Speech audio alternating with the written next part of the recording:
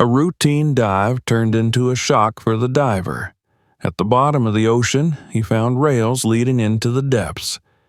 He decided to follow them, but what awaited him at the end of the journey changed everything. Subscribe and write in the comments where you're watching this video. Marcus had long ago accepted that the highway would always be his companion. The endless stretches of asphalt, the ceaseless hum of the engine, the fleeting faces at gas stations and diners, all of it had become part of his existence. At 38, he was no stranger to solitude. As a long-haul truck driver, days often blurred into weeks and weeks into months. His home was the cab of his truck, where the dashboard was littered with coffee cups and worn maps, where the radio served as both his clock and his only conversation partner. He was dark-skinned, broad-shouldered, with strong hands that had known the wheel more than they had known rest. People often described him as quiet, a man of few words, but those who looked closer could see a spark of curiosity in his eyes that suggested his soul longed for more than highways and deliveries. It was that very curiosity that had led him to the ocean. Unlike the rigid lines of the highway, the sea stretched out boundlessly, unpredictable and untamed. Marcus had always been drawn to water, though he had grown up far inland, where rivers were narrow and lakes small and murky. As a boy, he would spend hours watching the surface ripple, imagining whole worlds beneath. Years later, after a particularly grueling run across the Midwest, he had found himself stopping at a coastal town for the first time in his life. That was where he had seen a group of divers emerging from the surf, their wetsuits gleaming in the sun, their laughter easy and unburdened. He had envied them instantly. The following year, he saved enough to take a beginner's dive course. What started as an experiment quickly turned into a quiet obsession. The first time he descended into the blue silence, leaving behind the noise of the world above, something inside him shifted. Down there were no deadlines, no horns, no long stretches of lonely road. There was only stillness and the surreal beauty of weightlessness. From then on, he carried dive gear in the back of his truck, ready to seize any opportunity when his routes took him near the sea. Now, years later, Marcus had grown comfortable with the rhythm of two lives. By day, he was the trucker, guiding tons of steel and cargo across state lines. By weekend, he became a diver, slipping beneath the surface into another universe. He was no professional. His equipment bore the scratches of overuse, and his techniques were learned from practice more than from formal instruction. But he was persistent. And persistence often rewarded him with discoveries. Small wrecks, forgotten fishing gear, relics swept far from their origins. Nothing of great value, but enough to fill his personal archive of underwater memories. That was why, when he finally parked his rig after a long route and looked out at the Atlantic horizon shimmering under the evening sun, he knew exactly what he would do the following morning. His body ached from the drive, but his mind yearned for release. This stretch of coastline was new to him, uncharted in his personal log. A fisherman at a diner the night before had mentioned odd things washing up nearby, remnants of storms and long-forgotten debris. Marcus had filed that away with the eagerness of a treasure hunter. He wasn't looking for riches, just the story behind the mystery. That was enough. The next morning dawned clear and brisk. Marcus woke before sunrise, the discipline of the road still ingrained in him. He drove his pickup down to a secluded beach where the sand met clusters of jagged rocks. The waves were calm, the tide low. He laid out his equipment methodically: wetsuit, fins, mask, regulator, oxygen tank, dive knife, and his most trusted companion, the GoPro camera. It was more than a gadget to him. It was proof. Proof that what he saw was real, that he wasn't just chasing illusions in the deep. He checked every strap and buckle twice, testing the regulator, watching the needles of the pressure gauge flicker. A diver who failed to prepare was a diver who didn't come back. As he suited up, Marcus felt the familiar stirrings of anticipation and nerves. Every dive carried risk, and he knew it. But it also carried promise. When he finally waded into the water, the chill enveloped him in a shock that quickly became comfort. With a practiced motion, he adjusted his mask, tightened the straps, and let the regulator fill his lungs with the mechanical rhythm of compressed air. Then, leaning forward, he allowed the sea to take him. The world above dissolved almost immediately. Sunlight fractured into shifting beams, painting the water with fleeting gold. Small fish darted past, their scales flashing. Marcus descended slowly, equalizing his ears, letting his body remember the pressure. He had always thought of diving as a kind of meditation, a way to silence the constant chatter of thoughts, to trade asphalt monotony for liquid vastness. Down here, the only sound was his breath, the only limit the depth gauge strapped to his wrist. As he swam farther from shore, he felt that old sense of freedom fill him again. He angled downward, the sandy bottom drawing closer. His fins stirred up faint clouds as he landed lightly on the ocean floor. Around him stretched a landscape of pale sand, dotted with seaweed and shells. Nothing unusual yet, but that was always a start. The ocean did not reveal its secrets easily. He swept his flashlight across the bottom, scanning for shapes that didn't belong. A bottle, a piece of driftwood, a crab scuttling sideways into a hole. He pushed on.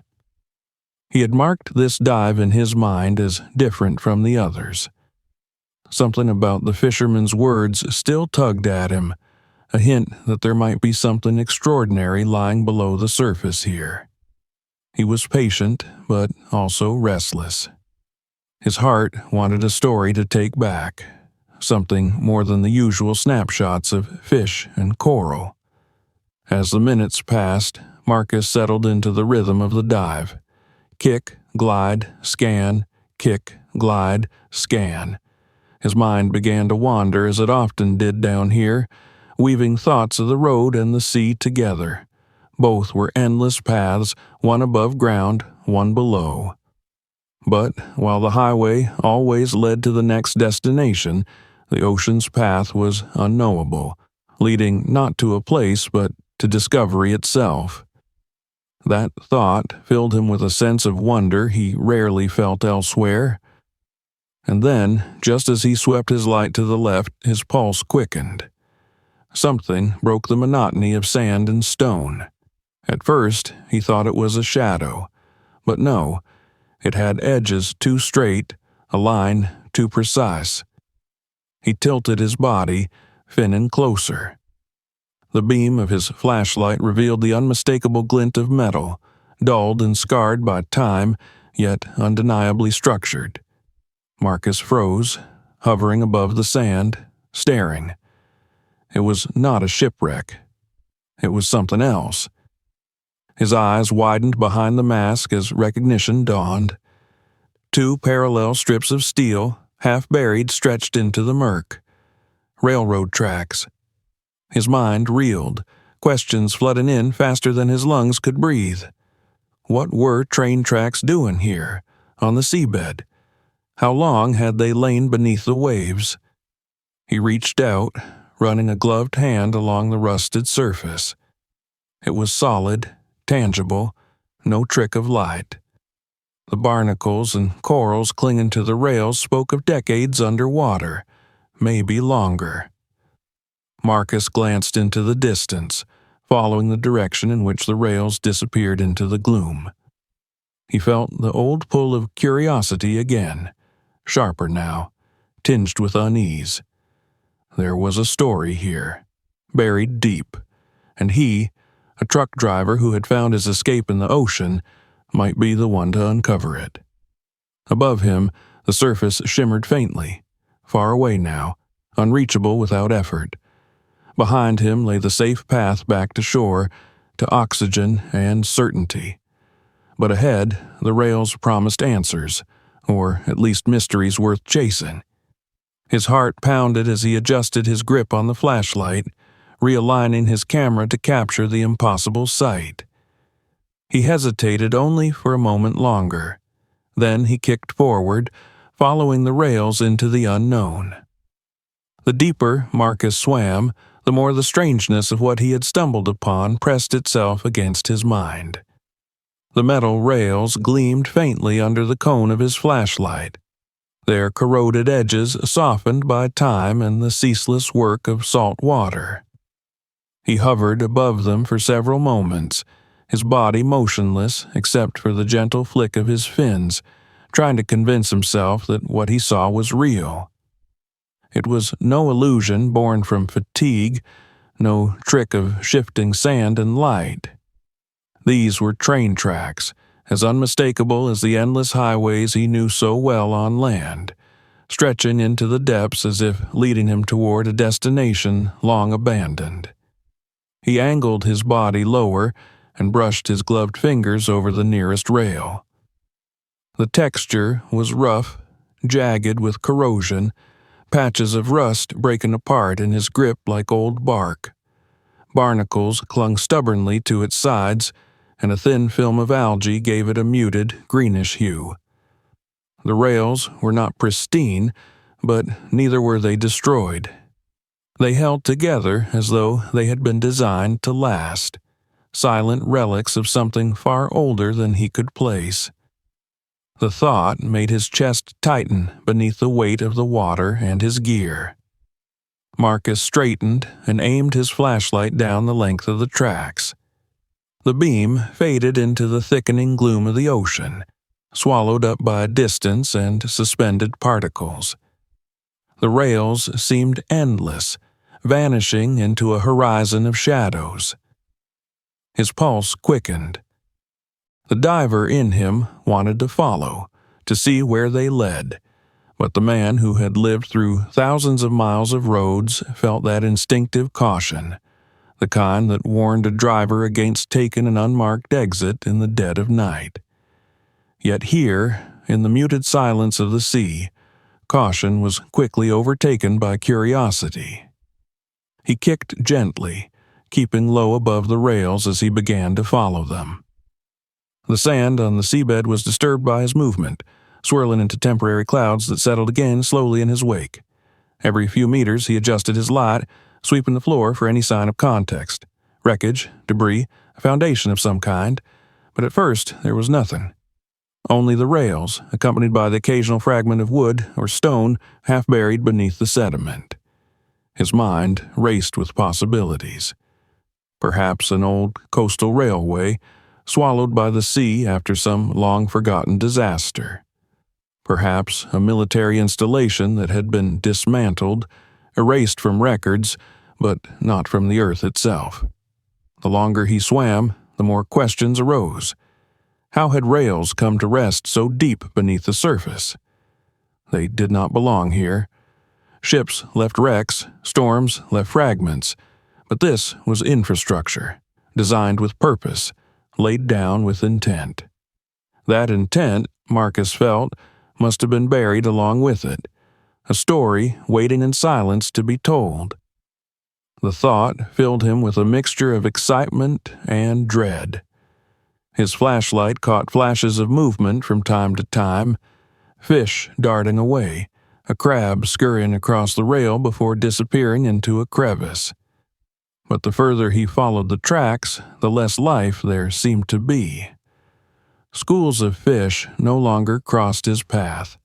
Seaweed thinned out into sparse patches, leaving wide expanses of bare sand. It was as if nature itself had abandoned this corridor, leaving the tracks as a solitary reminder of human interference. The emptiness unsettled him. Even shipwrecks, left long enough, became ecosystems brimming with creatures that claimed them. Yet here, silence ruled. The tracks themselves fascinated him the closer he examined them. In places, they vanished beneath drifts of sand, only to emerge again a few meters later, as though hiding from his gaze. He found stretches where the rails had buckled slightly under pressure, yet still they clung to alignment, a stubborn line leading him onward. At one point, he discovered the remnants of what might have been wooden ties, waterlogged and nearly consumed by worms and bacteria, but still recognizable in shape. He hovered above them, the image of a working railway surfacing in his mind. A train once running across these ties, wheels grinding over the steel, carrying cargo or passengers to some forgotten destination. Marcus checked the gauge strapped to his wrist, ensuring his oxygen supply was steady. He knew he had time, though the dive was already becoming longer than he had intended. Still, he could not turn back. The rails demanded pursuit. Each meter forward felt like turning a page in a story whose ending he could not yet see. His chest tightened again, not from exertion but from anticipation, a rising thrill that bordered on unease. Occasionally, he stopped to steady himself and let the camera capture wide shots of the tracks. He imagined watching the footage later, pausing at each frame to analyze details he might have missed in the moment. Perhaps others, more experienced or knowledgeable, could help him piece together the origins of this anomaly. Yet, even as he thought it, another voice in his head whispered that this was not the kind of discovery meant to be shared lightly. Secrets of this scale often belonged to someone, even long after those someones were gone. A cluster of broken objects drew his attention some distance from the rails. He drifted closer, brushing away sand to reveal fragments of corroded metal. At first, he thought it might be wreckage from a small boat, but the shapes were too uniform, too deliberate. One piece bore the unmistakable outline of a wheel or gear, though heavily encrusted. Another resembled the corner of a crate, its wood eaten away but the metal braces still clinging together. He recorded them carefully before moving on. These were breadcrumbs scattered along the path, each reinforcing the notion that what he followed was no accident of nature. Minutes passed in silence, his steady breaths the only sound in his ears. The darkness thickened as he moved further from shore, his flashlight the lone defiance against the abyss. The rails carried on, straight and unwavering, a man-made horizon stretching endlessly ahead. At times, Marcus felt a pang of absurdity. What kind of train could have traveled here, beneath waters that must have swallowed this place decades, perhaps centuries ago? The image of a locomotive rolling across the seabed flickered in his mind, ghostly and surreal, and he quickly pushed it away. He tightened his grip on the flashlight, adjusting its angle once more. A chill crept through him that had nothing to do with the water temperature. He realized he was deeper than he had ever been before on his own. His training told him not to let fascination override caution, yet fascination was winning, pulling him farther along the rails. His breathing grew heavier, not from panic but from the pressure of knowing he was venturing into the unknown. Still, he pressed on. His movements grew steadier, more deliberate. He had long since passed the point of treating this as a casual dive. This was discovery, and discoveries demanded persistence. He was not about to abandon the trail, not when it seemed certain that something waited at its end. His eyes scanned the dim outline of the rails vanishing into the distance, and with each beat of his heart, he wondered what he would find there. He adjusted his position, checked his camera, and pushed forward, unaware that he was already crossing an invisible threshold. The rails, the silence, the barren seafloor, together they whispered that he was entering a place where human hands had once worked, but where no human eyes were meant to return. Marcus did not yet know that he was only at the beginning of a journey that would test not just his endurance, but the very way he understood the world above and below. For now, he only knew that the rails beneath him stretched on, calling him deeper, and he had chosen to answer. The rails had become a compass for Marcus, two parallel lines guiding him through the silence of the ocean floor. He no longer thought about the shore behind him or the sunlit surface so far above. His world had narrowed to the beam of his flashlight and the stubborn persistence of those rusted tracks.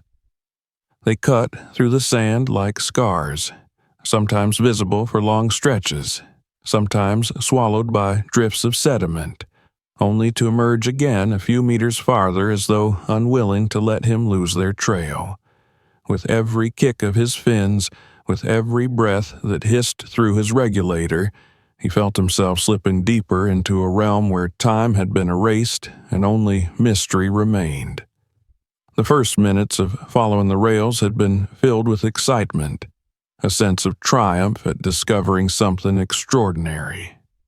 But as those minutes stretched into a half hour and then longer, the thrill was tempered by fatigue and unease. His muscles ached from the steady motion of swimming. His lungs worked harder against the growing pressure, and still the tracks stretched on ahead of him. He could not guess how far they went or what purpose they had once served. The seabed around him grew more desolate with each passing yard, until it seemed he was moving through a wasteland designed for nothing but the rails themselves. Every so often, he paused to inspect the surroundings. He swept his flashlight over the sand, catching glimmers of metal or fragments of wood half buried. One time he uncovered the remains of a beam, its edges softened by decay, but its bolts still intact, hinting at construction that had once been deliberate and grand. Another time he discovered a scattering of corroded brackets, their arrangement suggesting they had once been part of a larger mechanism, now disassembled and consumed by the sea. These discoveries only deepened the questions circling in his mind. This had not been random. Human hands had built something here, and they had built it to last. The silence weighed heavily on him as he pressed forward. At shallower depths, he was used to seeing schools of fish darting around, flashes of silver and yellow breaking through the blue. But here, life seemed to retreat. A solitary crab scuttled across the rail and vanished into a hole. A pair of tiny shrimp clung to the edge of a rock, but for long stretches there was nothing. No sound but his own breath, no movement but his own shadow. The deeper he went, the more it felt like nature itself had abandoned this place, leaving it in permanent exile.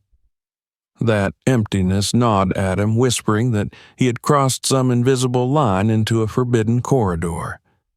He tried to shake off the thought by focusing on practical matters. He checked his pressure gauge, ensuring his oxygen supply remained steady. He adjusted his buoyancy to conserve energy. He steadied the camera strapped to his chest, making sure it captured clear footage of the rails stretching ahead. These tasks kept his mind from wandering too far into dread, yet the questions always returned. How had the rails come to rest here? Had there once been a pier, a railway line that extended out to the sea before a cataclysm dragged it down?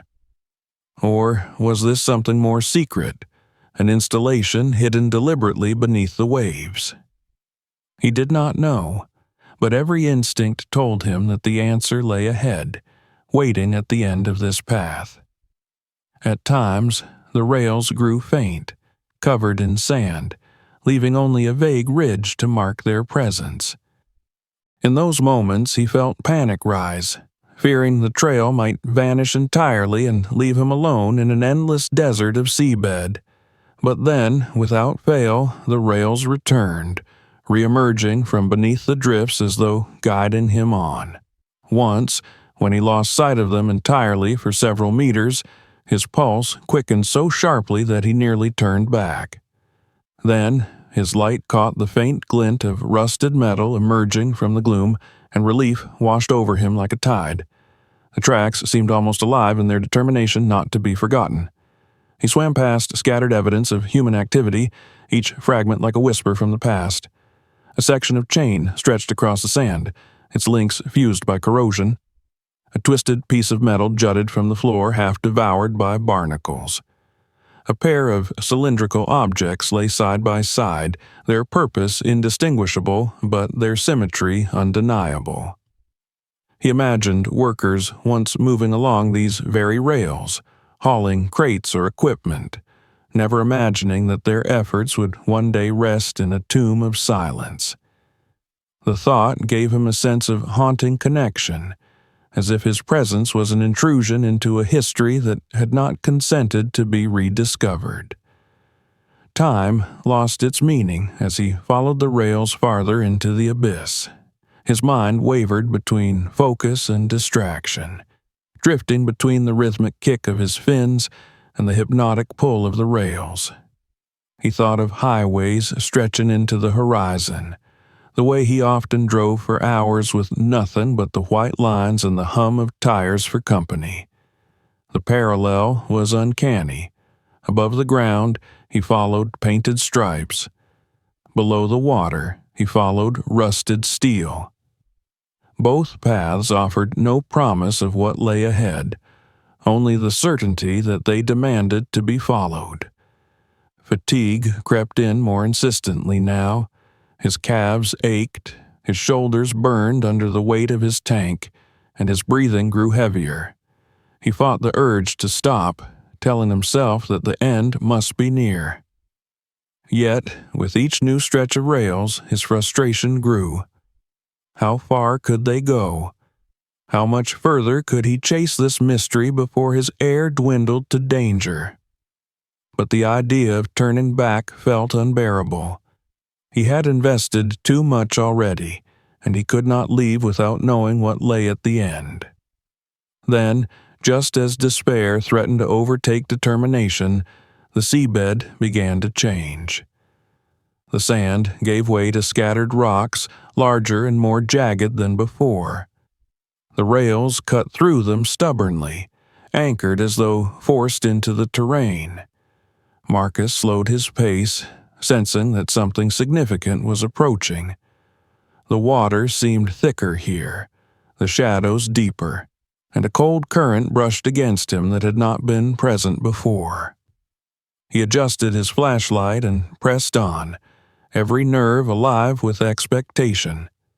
The rails carried him forward into this new landscape, and for the first time he sensed that the path was drawn to a conclusion.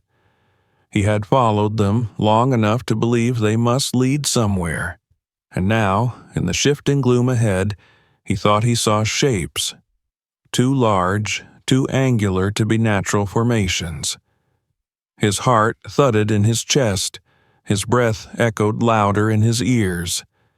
He did not yet know what waited for him, but he knew the journey was nearly over. The rails had delivered him this far, and they would deliver him to their end. Marcus steadied himself, checked his gauge once more, and tightened his grip on the flashlight. Then he kicked forward, eyes fixed on the horizon of darkness, where something vast and unexpected loomed just beyond reach. He had no way of knowing that the discovery awaiting him there would challenge everything he thought he understood about the sea, about human history, and about the very nature of forgotten things. But he felt it all the same, a certainty pressing into his chest. The story was about to reveal itself, and he was its unwilling witness. The strange transformation of the seabed had sharpened Marcus's senses to the point where every small shift in the water felt like an omen. He had been following the rails for so long that they no longer felt like fragments of some lost construction, but a living line, pulling him deeper, forcing him to witness what lay at their end. His muscles protested with each movement of his fins, but he ignored the ache. Fatigue was secondary now.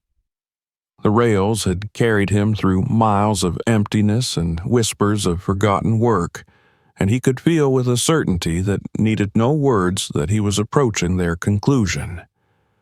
The water ahead seemed thicker, darker, as if it carried the weight of secrets not meant to be unearthed. The sand beneath him shifted into broken rock and ridges, as though the earth itself had once resisted whatever construction had been forced upon it. The rails remained stubbornly intact, pinned into this new ground with rusted fastenings that defied the slow destruction of time. Marcus angled his flashlight forward, his breath caught between steady rhythm and nervous acceleration, until the gloom parted just enough to reveal something that made his heart seize.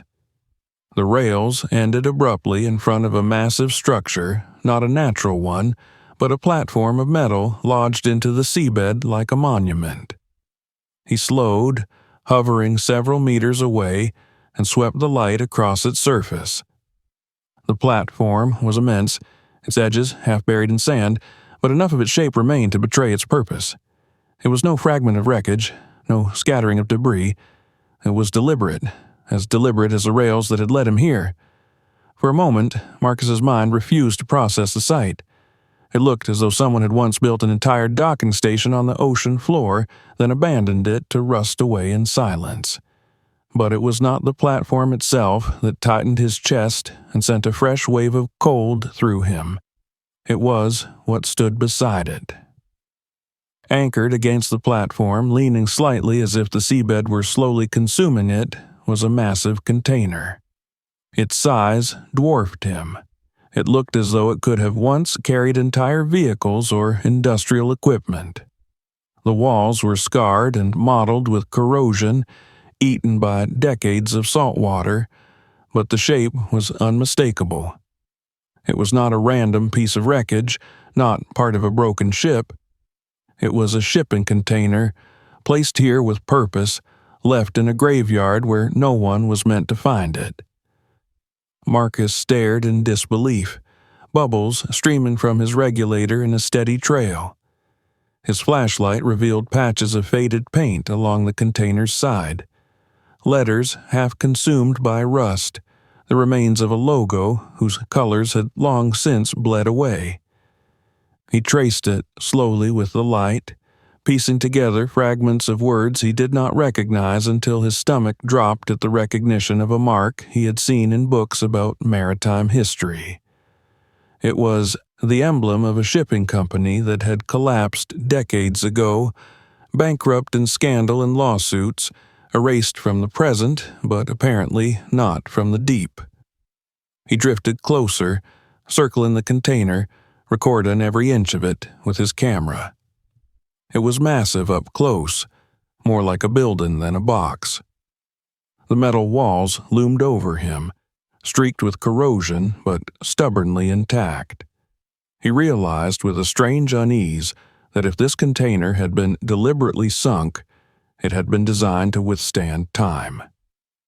There was a purpose here, something far beyond an accident of tides and storms. The thought gnawed at him, setting his nerves on edge. The rear end of the container came into view, and Marcus felt the hair on his arms prickle beneath the wetsuit. A door hung slightly ajar, its hinges straining but unbroken, a black slit gaping into darkness. The sight rooted him in place. For a long moment, he simply hovered, frozen between awe and dread. Containers at sea were supposed to be filled with cargo, with items that spilled and scattered when their steel walls failed. But here, the door was not broken. It was merely open, as though left that way intentionally, as though it waited for someone. He forced himself to move closer, inch by inch, until his light illuminated the edge of the opening. The sand around it was disturbed, not smooth like the rest of the seabed. It looked as though it had been shifted, stirred by something heavy. His breathing grew loud in his ears, faster now, each exhale bubbling toward the surface far above. He hesitated, torn between flight and the consuming need to know what secrets had been locked away in this steel tomb. Peering into the slit, his flashlight revealed shadows and outlines. The air trapped inside had long been replaced by water, yet the container's interior had an uncanny stillness. His light fell on the first object and his pulse spiked. It was a crate, a heavy steel one, still marked with the fading stenciled numbers. Another crate stood behind it, and another. The walls inside were lined with them, stacked in rows like silent soldiers. Some bore words he could not fully make out, obscured by corrosion and barnacles, but one line of text emerged clearly enough to freeze his breath. "Property of us Navy." The words hung in his mind like an anchor pulling him downward. His first reaction was disbelief. What would naval property be doing in a forgotten container on the ocean floor? His second reaction was fear. The military did not misplace cargo this size. If it had been sunk here, then someone had wanted it lost forever. And yet, here he was, an accidental witness who had stumbled upon it like a trespasser into a hidden vault. He edged closer, shining his light deeper inside. Some of the crates had split open, their contents partially revealed. The sight filled him with confusion and dread. Inside one, he saw coils of metal, cylindrical and precise, their surfaces dulled but still intact. Another crate held fragments that looked like machinery, gears and housings too complex to be mere scrap. The longer he looked, the clearer it became. These were not household goods, not simple supplies. They were parts of weapons, or machines meant for war. He recognized the sleek, curved outline of what might have once been a torpedo casing, its nose cone fractured but unmistakable in shape. His mind reeled, racing through possibilities. Had this been an accident? A transport lost at sea? Or had someone deliberately consigned these machines to the ocean, hiding them from history? The more he looked, the more deliberate it felt. The container was too intact, the placement too precise, the rails too purposeful. This was no shipwreck, it was a burial. Marcus hovered in the water, the pressure of discovery pressing down harder than the weight of the sea. He felt his body tense, his instincts screaming that he should not be here. Every second stretched out, his heart pounding faster, as though the ocean itself had turned hostile. Yet he could not bring himself to turn away. His camera captured every detail, the crates, the markings, the strange mechanical parts. He imagined what others would say if they saw this, how they would react. But deep inside, another thought unsettled him far more. Maybe others already knew, and maybe that was why this place had been left untouched. The container loomed around him, dark and silent, and Marcus realized he had crossed a boundary from curiosity into danger. He did not yet know the true cost of his discovery, but the rails had delivered him to a truth buried deliberately and carefully, and now he was tangled in its grip. With his flashlight trembling slightly in his hand, he backed away from the gaping door, his mind struggling to absorb the magnitude of what he had found. He turned slowly, eyes sweeping over the endless water around him. But it felt different now. The silence was heavier, pressing in on him from all directions. The emptiness that had once felt natural now felt like a warning. He was no longer just a diver exploring a mystery. He was an intruder in a graveyard built by hands that had intended never to be seen again. Marcus steadied his breathing, adjusted his equipment, and forced himself to think.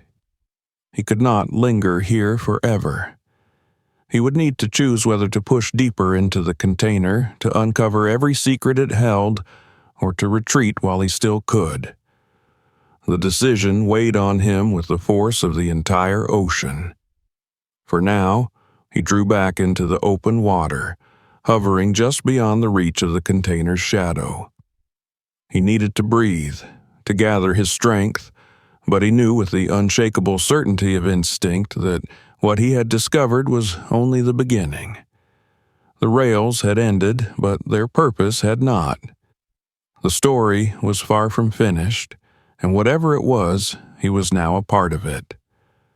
For several long moments, Marcus simply hovered in the water, staring at the half-open door of the massive container as if it were a mouth that might close around him if he dared to come closer. He had drifted backward instinctively, seeking safety and distance, but his body refused to turn fully away. It was as though some unseen tether bound him to that gaping shadow, tugging him back toward the unknown. His flashlight shook in his hand, its beam jittering across the steel walls, illuminating patches of barnacle-crusted paint, faded numbers, and scars from time.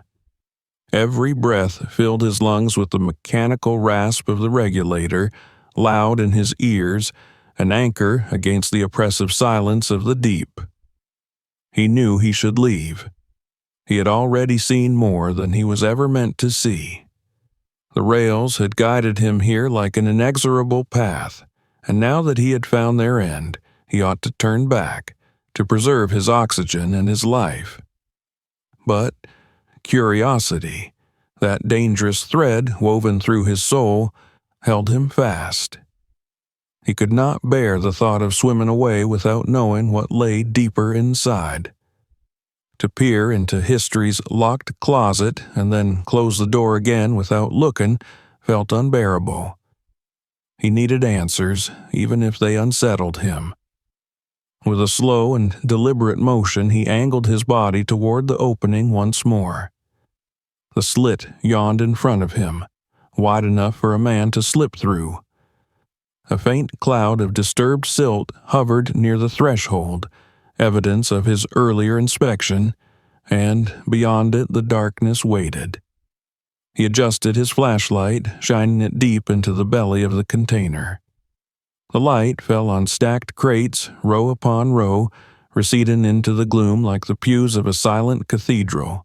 Each bore stenciled markings that were difficult to read, but one phrase had already branded itself into his memory. "Property of us Navy."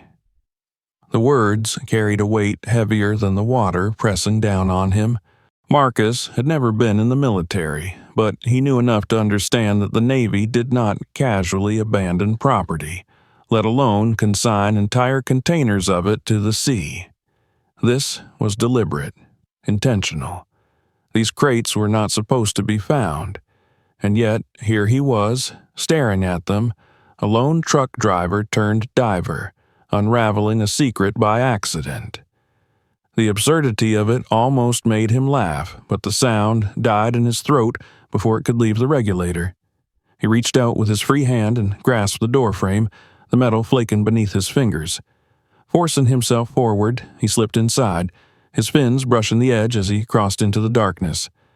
The shift was immediate, like stepping from the open air of a field into the hushed stillness of a church. His light swept across the interior, and his stomach tightened. The crates filled the space almost completely, stacked high and deep. Some were intact, their steel shells sealed tight. Others had ruptured, either from time or deliberate force, revealing glimpses of their contents. The first broken crate drew his light and his attention. Inside lay a heap of coiled metal, neatly arranged but corroded by the sea. He leaned closer, the outlines becoming clearer. These were no ordinary scraps. The curves were too precise, the dimensions too uniform. They looked like components of something larger, perhaps shells of cylindrical machines, their edges flanged for fitting. He imagined them once gleaming and lethal, now reduced to relics gnawed by salt. The shape struck him with a jolt of recognition. Torpedo casings, or something designed in their likeness. His breath caught, and bubbles spiraled upward from his mask. A torpedo at the bottom of the ocean was not unheard of. Navies had lost countless weapons over the years, but dozens of them, stacked neatly in crates, buried deliberately inside a shipping container at the end of rails built into the seabed, that was something else entirely. His mind raced with possibilities, each more unsettling than the last. Had this been an experimental weapons cache? A secret transport that someone had decided must vanish? And if so, why hide it here, in a place so elaborate and strange? He turned his light to another open crate. This one contained mechanical parts, gears, valves, and sections of tubing, their functions inscrutable but unmistakably designed for machines. Some were small enough to be handheld, others the size of his torso. Each looked as though it had been manufactured with precision, far beyond the tolerances of civilian equipment. He reached out and brushed one gently with his glove. It was solid, heavy even under the resistance of the water, and though dulled, it still carried a menace in its form. These were not tools for creation. They were tools for destruction.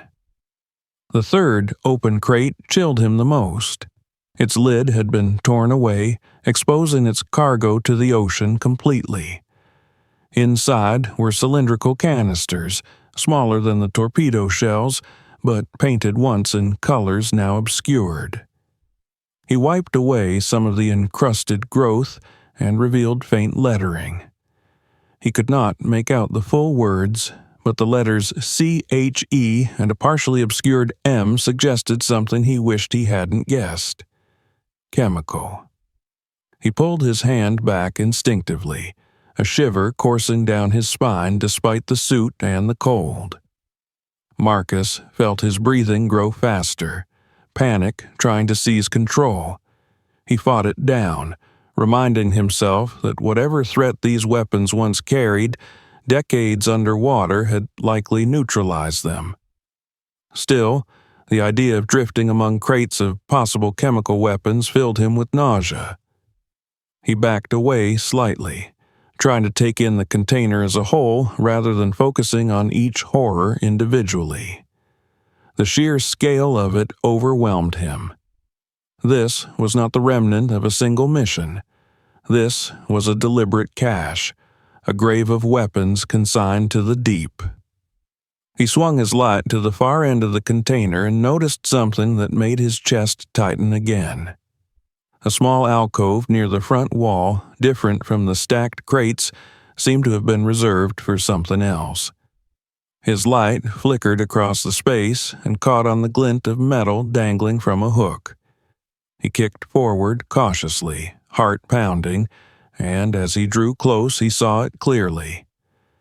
It was a keychain, shaped like a conductor's hat, its metal dulled but still recognizable. It hung incongruously in this chamber of war, as if mocking him with the reminder of a world where trains carried passengers, not weapons.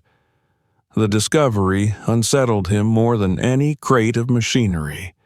It felt personal, intimate, out of place among the impersonal instruments of death. He could not begin to guess who had left it there or why, but its presence suggested that people had once moved here, worked here, and perhaps vanished here. He tried to imagine the scene. Men hauling crates along the rails, fitting them into the container, locking it tight before leaving behind a small trinket like a signature. Did they know they were consigning these weapons to an eternal tomb? Did they expect anyone to ever find it? Marcus drew back, the keychain swaying gently in the water. The silence pressed heavier now, suffocating in its intensity. He realized he had been inside the container longer than he intended, and though his oxygen gauge still showed safety, the pressure of his nerves made it feel insufficient. His hands trembled around the flashlight as he turned toward the door. He had come seeking discovery, but what he found was a secret too large, too dangerous to carry alone. As he swam back toward the opening, the rows of crates loomed over him, oppressive and watchful. The water seemed colder inside, the silence more deliberate, as if the very objects around him were holding their breath. He passed the first broken crate again, the torpedo shells staring at him like sightless eyes, and hurried his pace.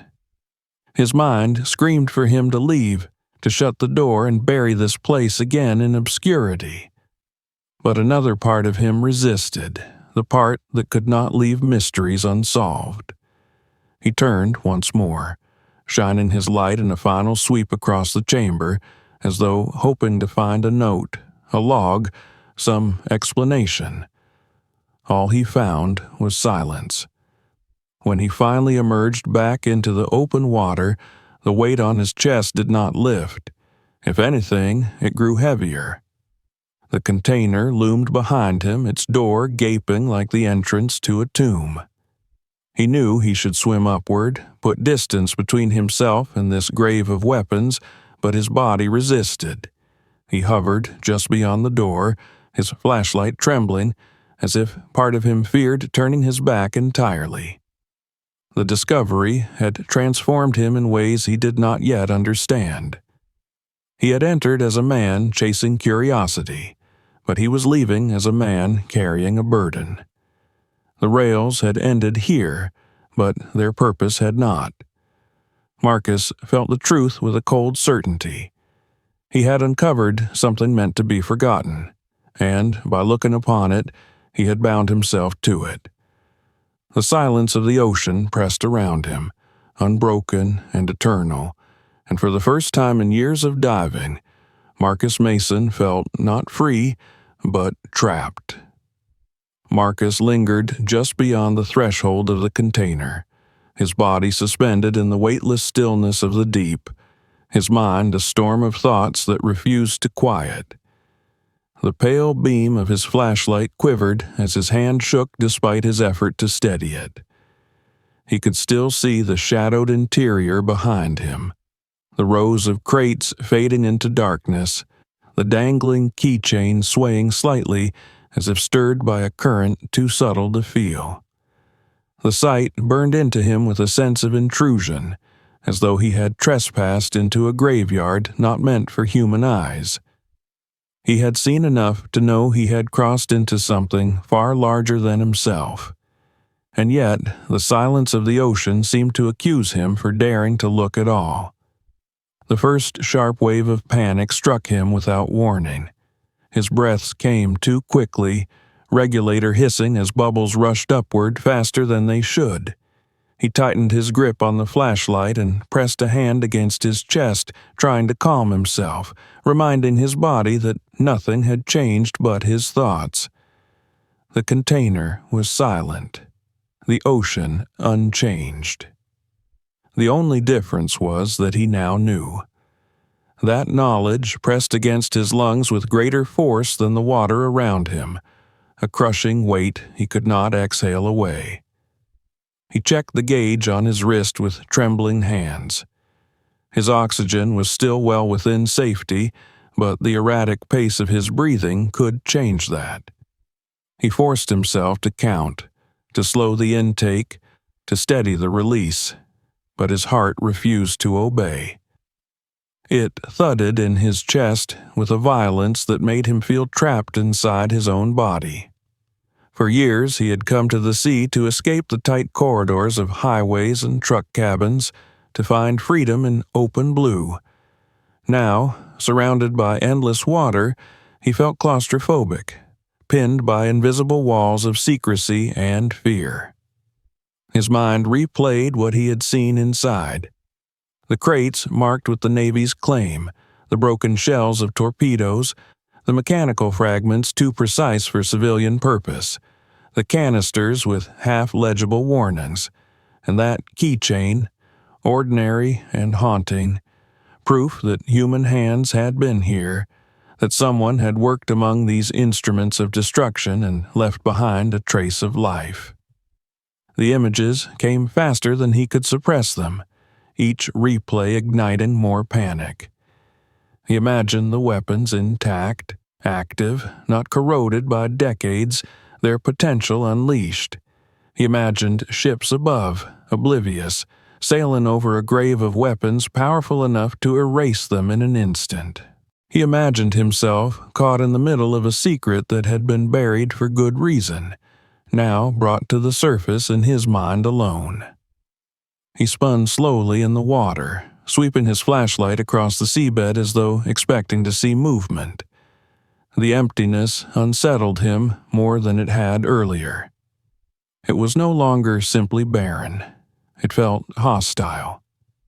The absence of fish, the silence of life, seemed deliberate now, as if nature itself knew to avoid this place. His instincts screamed at him that he was not supposed to linger. He was an intruder, a trespasser in a chamber designed to be forgotten. The ocean pressed harder on him, and the silence thickened like a warning. Marcus fought to reason with himself. He told himself he was just a diver, a hobbyist who had stumbled upon history by chance. He was not important enough to be noticed, not significant enough to be punished for knowing. But reason could not quiet the pounding of his heart. He thought of his camera strapped to his chest, silently recording. The footage was irrefutable proof. If anyone else saw it, there would be consequences.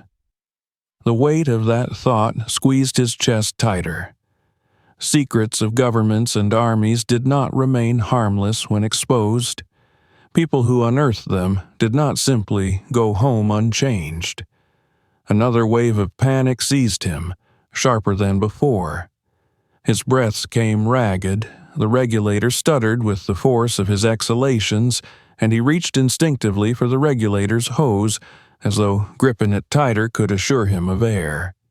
He knew the danger of panic underwater, knew it was the enemy of survival, but knowledge was powerless against the primal fear coursing through him. His body screamed to flee, to abandon the rails, the container, everything, and claw his way back to the surface. But reason fought to slow him, reminding him that a rush descent could kill him just as surely as what he had seen.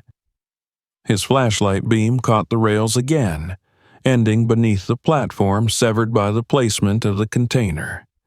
They had guided him all this way, straight into the heart of this grave. He thought of them now not as a path, but as a trap, a lure drawing him into a snare of secrets. His chest heaved, and he spun his light toward the open water. He needed to leave. He needed to put distance between himself and this relic of forgotten war. Kicking hard, he pushed away from the container, bubbles spiraling wildly as his panic translated into motion. The light from his torch bounced erratically across the seabed, catching fragments of corroded machinery, broken crates, and then empty sand stretching into darkness. He tried to steady his movements, but every shadow felt like a threat. Every flicker of silt stirred by his fins a sign of something pursuing him. His heart hammered with such force that he feared it might rupture, and still he swam, desperate for escape. Minutes passed in a blur of frantic motion. The rails receded behind him, swallowed by the gloom. He dared not look back. He could not bear the thought of seeing that open door again, the silent crates staring after him, the keychain swaying like a mocking farewell. His only focus was forward, the darkness ahead, the promise of shallower depths where the light of the surface might eventually filter down. He clung to that thought like a lifeline. Gradually, the raw edge of panic dulled into exhaustion. His legs burned with effort, his shoulders ached under the weight of the tank, and his breaths grew deeper, slower. He forced himself to check the gauge again, relief flooding him when he saw he still had enough oxygen. He steadied his pace, realizing he could not afford to waste energy in blind flight. But the fear did not subside entirely. It lingered in his chest, heavy and insistent, reminding him that he carried something far more dangerous than the threat of drowning. He carried knowledge. The realization struck him fully then, sharper than before. He was not afraid of the container itself, nor even the weapons inside. He was afraid of what it meant. If those crates had been buried deliberately, then there were people, organizations, perhaps entire governments, who had wanted them hidden. They had succeeded for decades, and now he had uncovered them. The thought was unbearable. He felt like a man who had stumbled into the middle of a chessboard only to realize the pieces were not wooden, but alive, and he had moved one without knowing the rules. Marcus slowed his pace, letting the silence close around him again. He turned his flashlight briefly behind, but the distance had swallowed the platform and container entirely. Only the emptiness remained, as though the discovery had been a hallucination, a trick of his fatigued mind. But the footage against his chest said otherwise, and the weight of that proof pressed heavier than the ocean above. He could already imagine himself back on shore, staring at the images frame by frame, asking himself if he should delete them or if it was already too late. He tried to focus on survival, on reaching the surface safely. His training, basic though it was, reminded him to ascend slowly, to equalize, to conserve oxygen. But every time he steadied his breathing, the image of the words stenciled on the crates flashed in his mind. Property of us Navy. He could not escape them, he could not ascend into the daylight without carrying those words into his life. They were carved into him now, a mark of trespass. As he rose, the water lightened faintly, hints of blue mixing into the black. His body yearned for the surface, for air unfiltered by machines, for sky and sun. But the closer he came, the more his dread deepened. He knew instinctively that he had crossed a line from which there was no return. The rails had ended, but the story had only just begun, and he was its unwilling witness. He had uncovered a secret grave, and secrets had a way of finding those who disturbed them. When, at last, he paused in the water, still far below the surface but within reach of its glow, Marcus felt the full weight of realization. His dive was no longer about freedom or discovery. It was about survival. Survival not just from the ocean's depths, but from whatever forces had buried those weapons and would not forgive an intruder. Panic still simmered beneath his ribs, but it was no longer the blind panic of drowning. It was something deeper, colder, the knowledge that he had tied himself to a truth larger and darker than he could comprehend. He steadied his breathing one final time, eyes locked on the light above. He would make it back to the surface. But as he ascended, he understood that the air waiting for him would not bring relief. It would bring questions and dangers and choices he was not ready to make. The ocean kept its silence, but Marcus Mason knew that silence was a warning. He had seen what he should not, and nothing in his life would ever be simple again. The ocean relinquished him slowly, as though reluctant to release the secret it had forced upon him. Marcus broke the surface with a ragged gasp, his mask half filled with salt water and his limbs shaken from the long dive. For a few moments he bobbed there in the swell, blinking against the glare of daylight, the world of waves and wind feeling unreal after the oppressive silence of the deep. His chest heaved, not only from exertion but from the weight of the knowledge he carried. Above, gulls circled lazily, their cries sharp against the horizon, indifferent to the terror and awe clawing at him. He swam clumsily toward the shore, each stroke heavy, his body drained from the effort of both exploration and panic. The shoreline crept closer, the pale sand gleaming in the sunlight. By the time his feet touched the bottom, his tank felt like an anchor strapped to his back, dragging him down.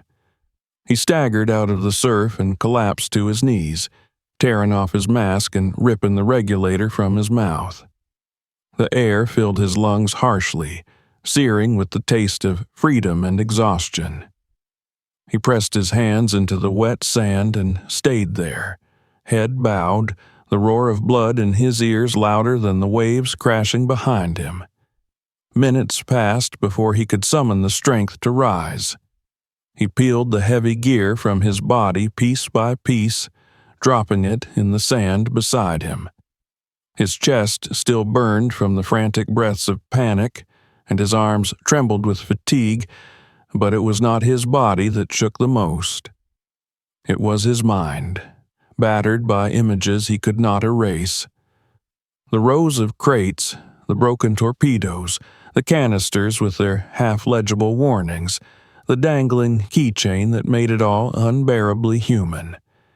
He had come to the sea to escape the monotony of asphalt and headlights, to lose himself in freedom. Instead, he had surfaced with a burden too heavy for one man to carry. He sat there for a long time, staring at the horizon, until the ache in his muscles dulled into a deep weariness. Eventually, he gathered his equipment and carried it up the beach to where his truck waited. The act of moving through ordinary motions, loading his tank, coiling his hoses, securing his fins, felt surreal, as though he were playing the part of a man who had simply finished a dive. But every movement was weighted with the memory of what lay beneath. He closed the truck's tailgate with a hollow thud and leaned against it, eyes closed, trying to ground himself in the present. That night, in the small rented room near the docks, Marcus could not sleep. He lay in bed, staring at the ceiling fan turning lazily above him, the sound of its motor a faint hum. His body begged for rest, but each time he closed his eyes, the darkness behind his eyelids replayed the dive. He saw the rails stretching endlessly across the seabed, the platform looming from the gloom, the container yawning open like the mouth of a grave. He saw the words, "Property of U.S. Navy," painted on the crates, the mechanical guts of weapons long hidden, the keychain swaying in a current he could not feel. And always, beneath it all, the silence of the ocean pressing against him like a living thing. Unable to bear the restlessness, he finally rose and set up his camera. He had strapped it to his chest the entire time, and the memory card held the truth he feared to face. He connected it to his laptop, hesitating before pressing play.